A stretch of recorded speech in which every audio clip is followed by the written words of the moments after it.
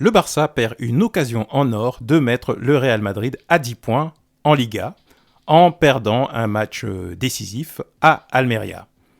Donc Almeria 1, FC Barcelone 0, on en parle tout de suite.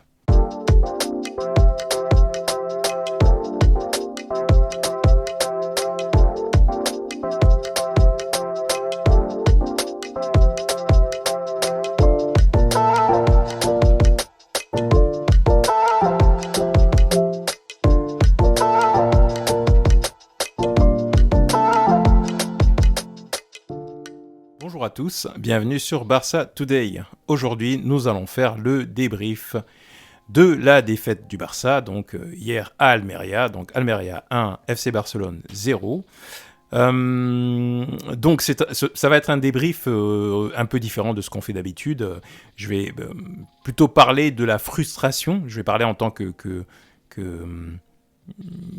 coulé, que fan du Barça finalement. Et partager avec vous ce que vous tous doivent ressentir actuellement, c'est-à-dire beaucoup de frustration. Certains sont peut-être un petit peu en colère, d'autres sont déçus.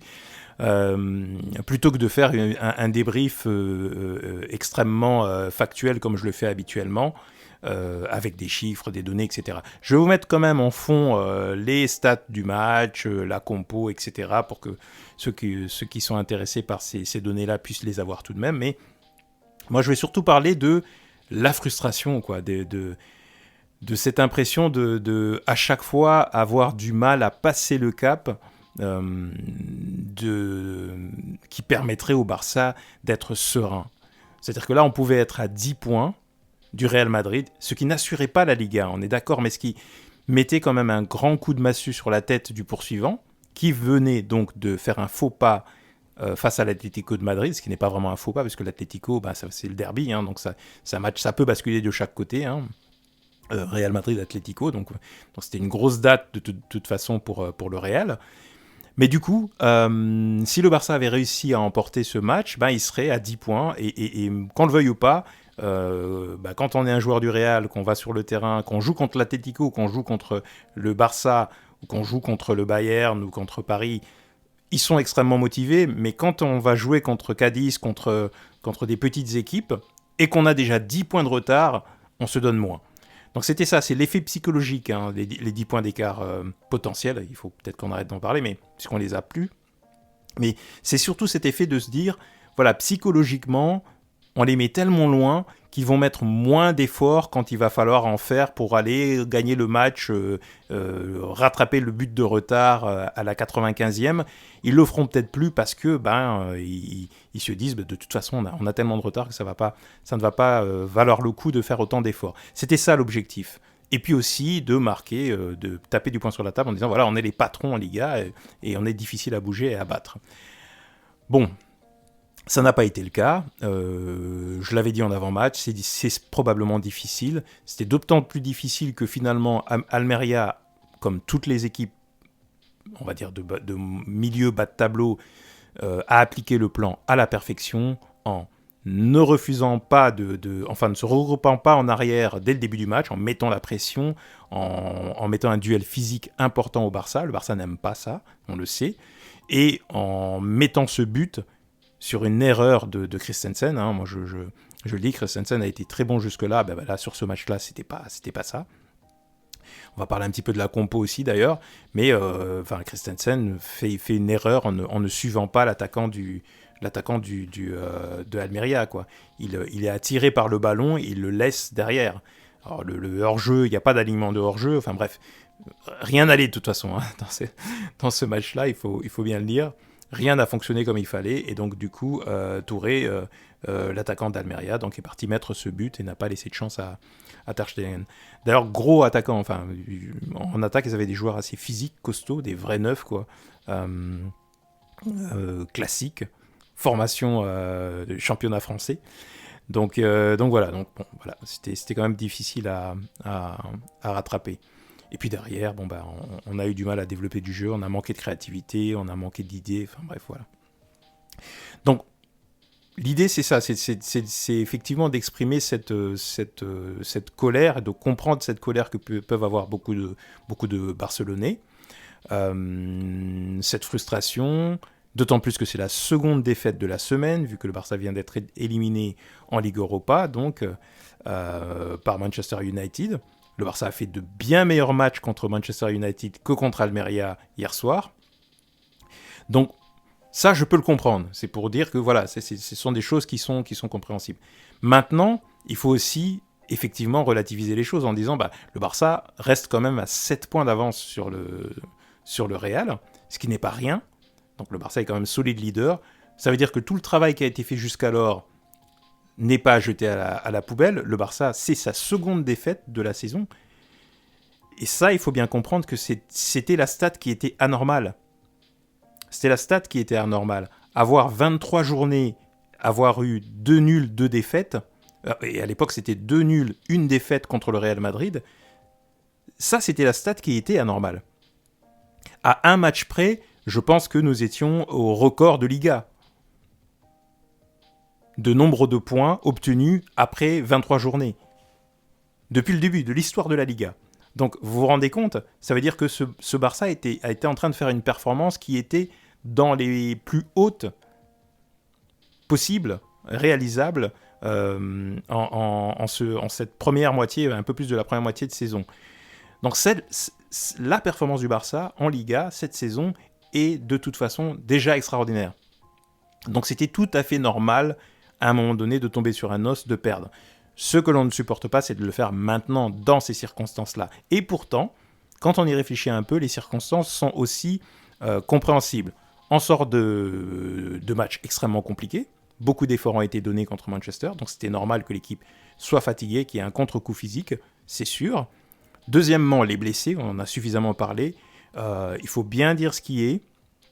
Le Barça sans Dembélé, sans Pedri,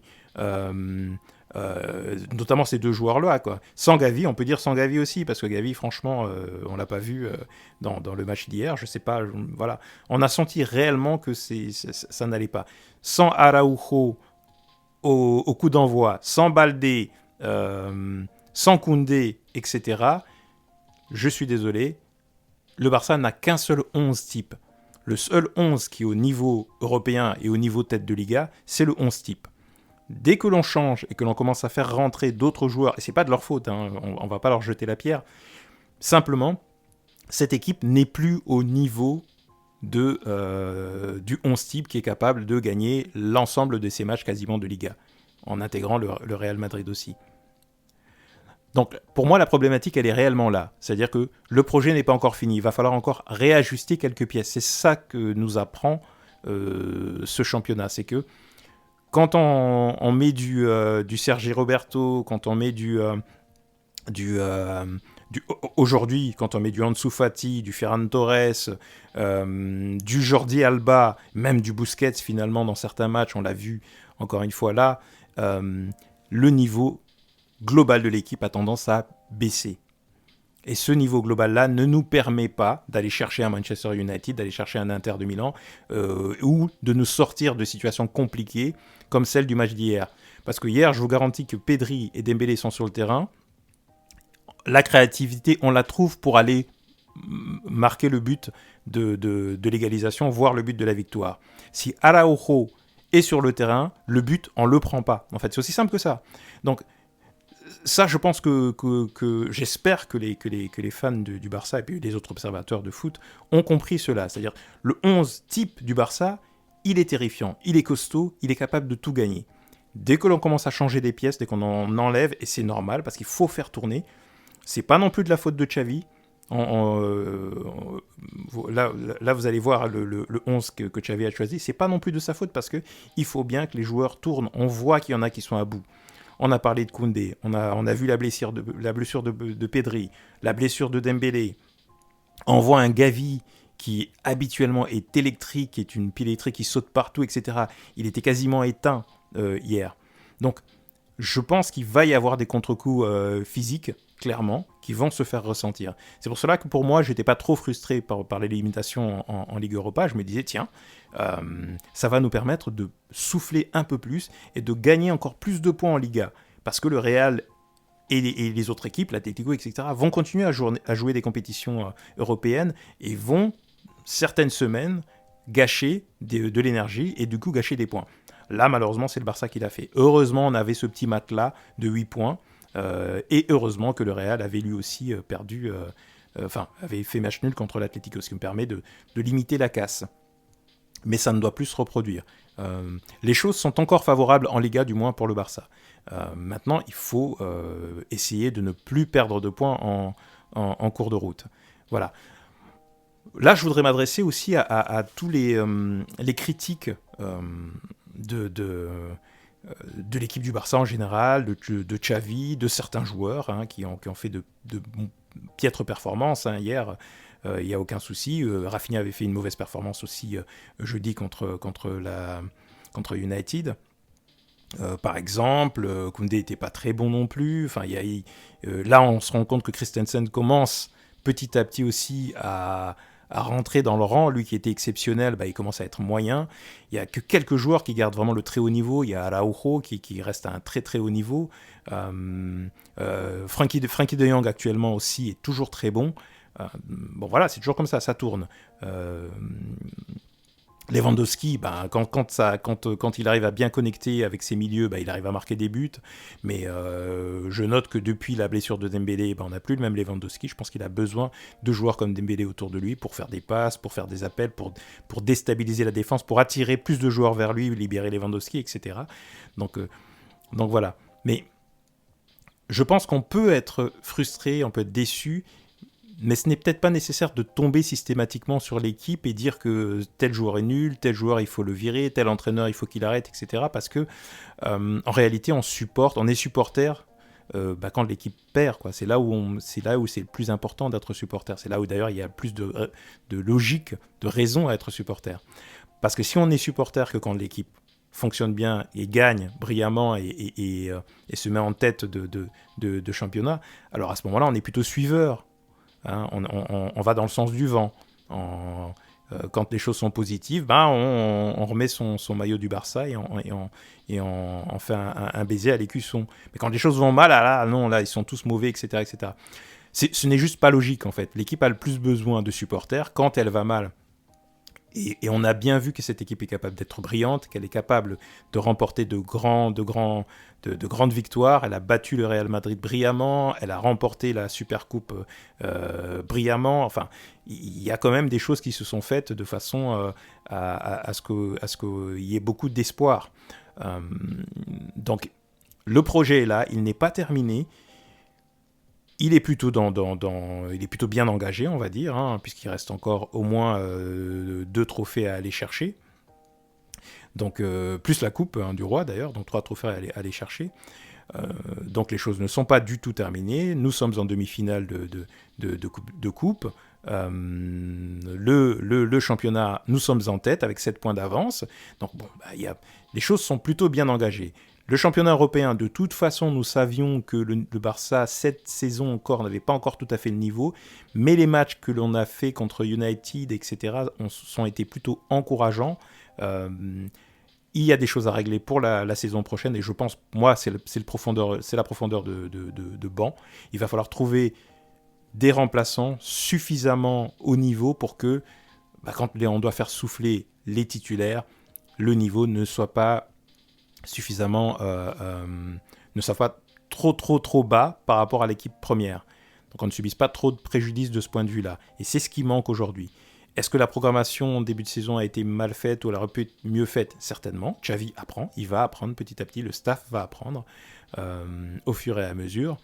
Et je pense que la saison prochaine, un remplaçant costaud pour la défense est nécessaire, parce que sans Araujo, sans Koundé, on plonge un peu. Et un latéral droit, un milieu de terrain aussi d'expérience et quasiment prêt à l'emploi, on devrait le trouver, même s'il est un peu plus âgé, parce que de toute façon Busquets va partir, et dès qu'on a un Gavi, un Pedri qui est dans les choux ou un De Jong, pareil, ça chute. Et en attaque aussi, il nous faut un buteur supplémentaire par rapport à Lewandowski. Moi je pense que le départ d'Aubameyang là commence à se faire vraiment ressentir, parce qu'avec un Aubameyang qui remplace un Lewandowski, on n'est plus sur le même style, ça déstabilise la défense et il met aussi beaucoup de buts. Et donc voilà. Donc il y a des ajustements à faire. Je pense qu'il n'y a pas non plus de quoi complètement perdre la tête par rapport à cette défaite. Il y a encore un matelas de points suffisant. Maintenant, le Barça ne doit plus se relâcher, doit apprendre de ses erreurs et continuer à progresser. Donc voilà, donc très déçu, comme vous tous, frustré, c'était vraiment l'occasion de prendre ces points. Mais je comprends aussi plein de circonstances atténuantes, les blessures, la fatigue, l'état psychologique. Voilà, ce sont des êtres humains, ce ne sont pas des machines. Et je le répète encore une fois, moi je pense personnellement que quand on a un supporter, quand l'équipe va mal, on peut manifester sa frustration, mais il faut pas jeter le bébé avec l'eau du bain. Il faut quand même rester raisonnable et puis bien comprendre que on n'aurait jamais pu imaginer en début de saison, même la saison dernière, qu'on pourrait être en tête avec 7 points d'avance ou qu'on pourrait faire des grands matchs européens sans se prendre une tollée, un 3-0, un 4-0 ou un 8-2 comme on le faisait il y a encore 2-3 saisons avec des joueurs qui étaient pourtant extraordinaires. Donc voilà, donc bon, ça, c'est mon message global et c'est comme ça que je l'imagine, que je pense. Donc, je voulais le partager avec vous sans spécialement faire d'analyse spécifique sur le match. Ça sert à rien de toute façon.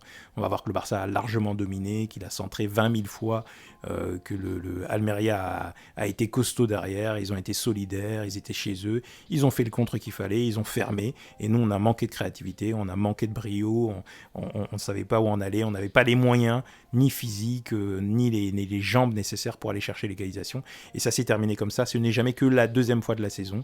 Encore une fois, ne pas oublier qu'on est en train de faire une très très belle saison au Barça. Donc il faut encourager l'équipe, rester derrière eux d'une façon ou d'une autre. Je ne sais pas si Xavi regardera cette vidéo, mais je sais qu'il le fait régulièrement. Non, je plaisante évidemment.